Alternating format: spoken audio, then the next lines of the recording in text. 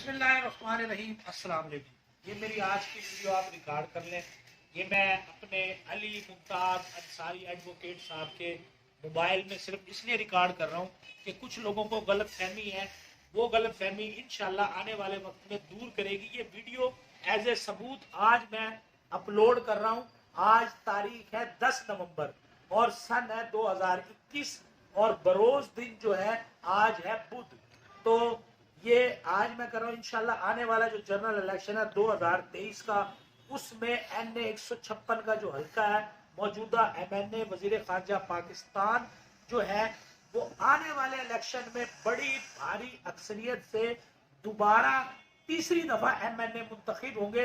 ताकि ये वीडियो मैं इसलिए रिकॉर्ड करके अली मुमताज को दे रहा हूँ, जब वो जीतेंगे तो ये वीडियो इनके पास सनद रहेगी जो बवक्ते जरूरत काम आएगी उन लोगों को दिखाने के लिए जो लोग ये कहते हैं कि अगली दफा मखदूम शाह महमूद कुरैशी इस हल्के से MNA नहीं होंगे।